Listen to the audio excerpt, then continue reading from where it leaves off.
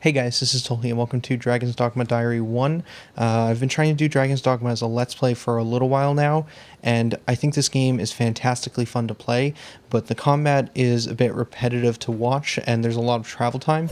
So in trying to figure out a way to make this content a little more entertaining, I thought I might do it as a recap series. So instead of doing live commentary like I normally do, I figure I might just recap kind of the general gist of what I did, and then I basically recorded a chunk of Dragon's Dogma over 2 evenings, and I'm gonna just edit that footage that I recorded over top of this recap. And I don't know, I have doubts on whether or not this will actually work, but at this point I've recorded a ton of footage, so I figure why not at least try.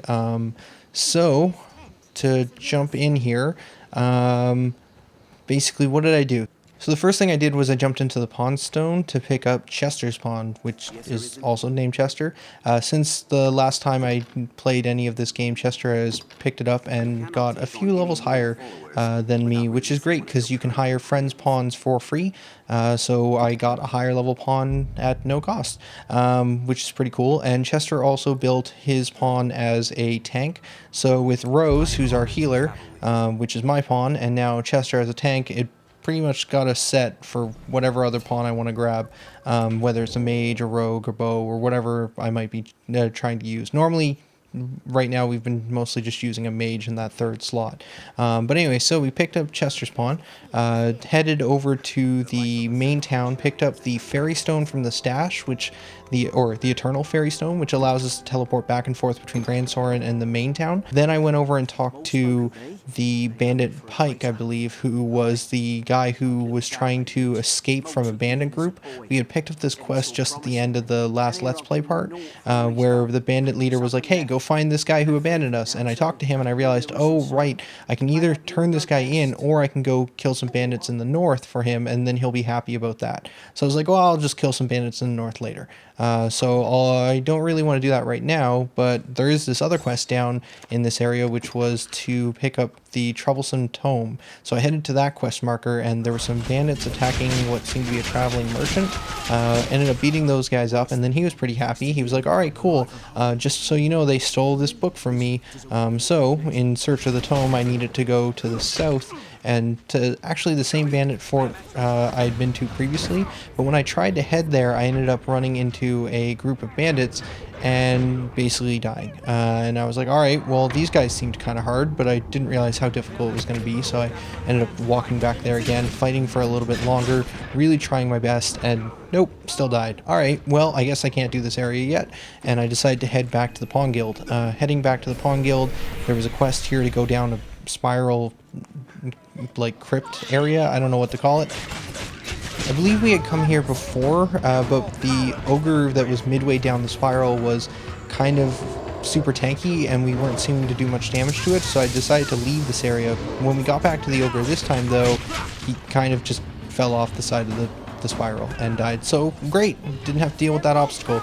I continued further down. I realized there were some doors on the sides which I couldn't gain entry to. I think if I had have backtracked and pulled some levers earlier up in the spiral, I might have been able to come back down and gain access to some different areas. But for the time being, I continued further down and ended up in a kind of central pit area at the bottom of the spiral. And down there I found a pork crystal, which seems to let me create another marker to jump back and forth with my fairy stone, which is cool.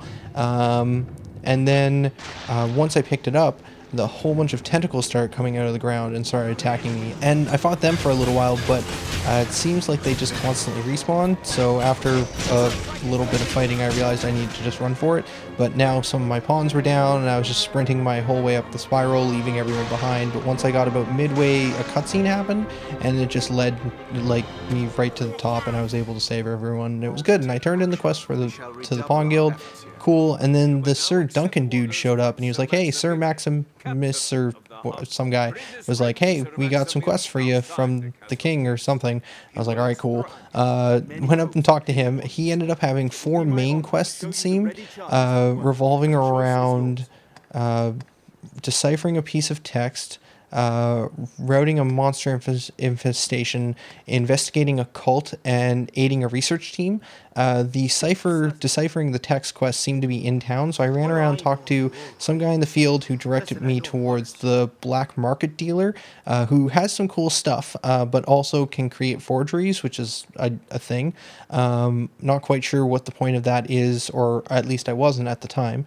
And then talked to him. He told me that the deciphering the text, he could find 4 words, which was dragon, arisen, heart, and something else. And he basically didn't have any more information, and I ended up on a dead end for that quest. Basically, having nowhere else to go, I went and rested at the inn because I realized that updates rose, and then I would get any of the information she had learned from traveling with Chester, because Chester had been using Rose, so it seemed like a good idea to update her. From there, I decided might as well go do that bandit quest, which I had tried to start earlier, and just go to the north and fight some bandits. So just decided to head in that direction. Running up to the north, I ended up fighting through some fire sworgans, or the lizard dudes, that you gotta chop the tails off. Fought some of those dudes. They were invisible, which is kind of crazy, but ended up slashing my way through. Fought some bandits on the way, fought some more of the Sworgan guys, and then ran into another bandit camp. Fought my way through there for a little while until a bow guy, the last enemy, ended up shooting me and killing me. And I was like, alright, well, that's lame. Until I realized it was super lame because it actually respawned me at the gate. And I guess that was the last place the save had happened. So, ended up running back through the Sworns, back through the bandits, back through the Sworns, ended up getting killed by a Chimera. Great. Let's do it again. So then I ran through the road this time, and I ended up following the road up to that quest marker, fought some bandits, some wolves, I think a couple Sororans, and that was great, except I didn't realize there wasn't actually a location I was going to, that the map marker was just, hey, go to this area and kill bandits. So eventually I killed enough bandits, the quest just completed. But not before I got blinded by some of them and ended up running into a Cyclops. Luckily, Rose eventually healed my sight, and then we handily took down that Cyclops. Lots of lightning seemed to just keep that thing pretty perma-stunned. So that was a cool fight.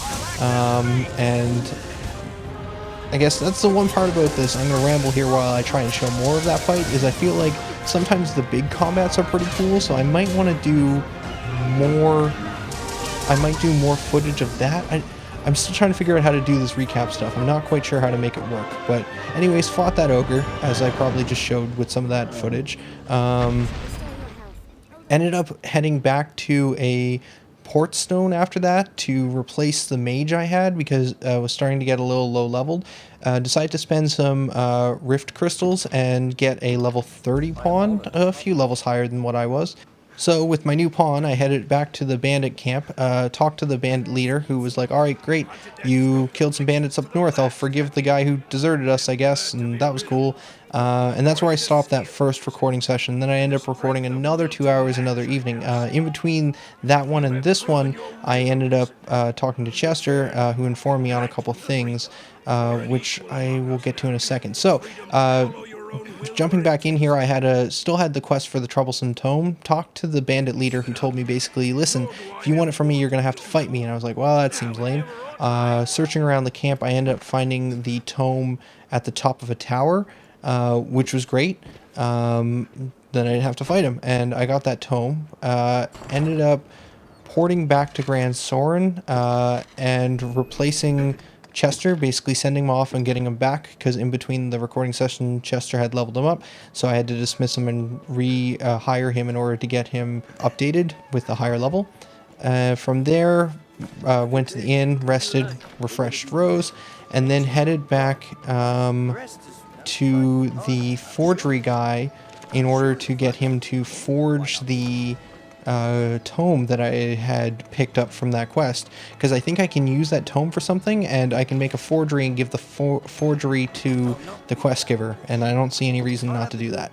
And then From this point, I wasn't sure what to do next, so I decided to just follow one of the main stories. I ended up deciding to try and search or investigate the cult. Went and talked to the Mason guy, who told me I needed to check with people around town, talked to a few different NPCs that directed me to a location, a crypt up north. Heading up north, ran into some goblins and ogres. I had been informed, though, that from Chester that if I save when I die, I will reload at whatever point I saved at. So I don't have to like run back from the door every time. I can just save continuously and I'll be fine, which is great. Now that I know that, we're good. So I saved, fought some goblins, and I fought another Cyclops, which was a little more difficult, but I ended up taking him down. Just before I ended up going into the crypt, I used the pork crystal, because it turns out you can pick it back up again. So I put down the pork crystal, fairy stone back, and also decided to change up my junction, or not junction, vocation. After I decided to change up my vocation and switch it back to Strider, because Chester had informed me there's a bunch of augments in there to increase your stamina for grappling enemies, which I wanted. So I decided to go back and re-level that a few more ranks because I had only got it up a few before I switched to Assassin. So I went back to that. My gear remained relatively the same, which was great. And I headed back to the crypt, ended up just porting back to the crystal, picking it up, and continuing on. Crypt was pretty long, uneventful for the most part, fighting my way through tons of zombies, opening lots of crypts, which would sometimes spawn more zombies or sometimes just spawn items. Ended up finding an elevator, taking an elevator down, continuing through the crypt, eventually getting to the center or the end location, which had a crazy cutscene of a cult leader talking about some nonsense, but something about worshipping the dragon, I think. And then basically they recognized me, or noticed me, knocked me down. I had to fight a bunch of zombie cultists. The cult leader turned a bunch of the cultists into zombies, and then I ended up fighting them for a bit. Afterwards went into the next room where the cult leader had fled. The Mason dude basically caught him, and I didn't realize I actually had a choice here, but apparently I could either kill him or walk away. I just walked away because I thought I was done with the conversation. So that was fine, though, because I probably would have just walked away anyways. And that seemed to be pretty much the end of the quest. I think I just need to turn it in. But before I did that, I decided to head to the west. Chester had told me that there was a gate west of the city, which had some cool daggers. Ended up working my way through, opening a gate for a merchant guy who wanted that gate opened. I found a quest. Fighting a ton of ogres in there. Ogres are super hard. I just don't do very much damage at all to them, so I ended up fighting a few of them, and it was just a lot of like sprinting around and dodging and just continuing to fight and trying not to get hit, because sometimes they would just hit me and it would like basically one-shot me, or close to it. Fought through a bunch of them, eventually found the chest with the daggers Chester was talking about. Turns out I had already found those similar daggers previously, and I didn't actually need them, but I ended up dying. And then when I died and got back to that chest and opened it a second time, it wasn't the daggers. So loot doesn't seem to be set in this game. I guess there's a random chance of what's going to be in there, but it was interesting that the daggers Chester had mentioned were the same daggers I picked up the first time I opened that chest. So something interesting there. I'm not quite sure. Maybe each chest has a random chance of set loot that can appear, but regardless, ended up clearing the rest of that cave, killing a bunch more of the ogres, leaving and teleporting back to Grand Soren, and that's pretty much where I called it. I haven't picked up the forgery yet for that tome, and I haven't turned in the cult quest yet, I do not believe. And that's pretty much it for this recap. I have no idea how this video is going to turn out. I did something similar to this with XCOM recently, but I feel like that made more sense because there was very clear action points I was cutting to, where this just is more of a broad 5 hours, and I'm not sure how well this is going to edit together, but I have 5 hours of footage recorded from a few nights, so I figured might as well just give this a try, and if it doesn't work out, well, maybe this is the last Dragon's Dogma video I put out. I really want to try and make more content because I think this game is great, and I want to show more of this game, but maybe it just plays really well but doesn't show great, or maybe I'm just not great at showing it. Regardless, let me know what you guys thought of this. Just an experiment. For now, though, this is Tolhi signing out. Later, guys.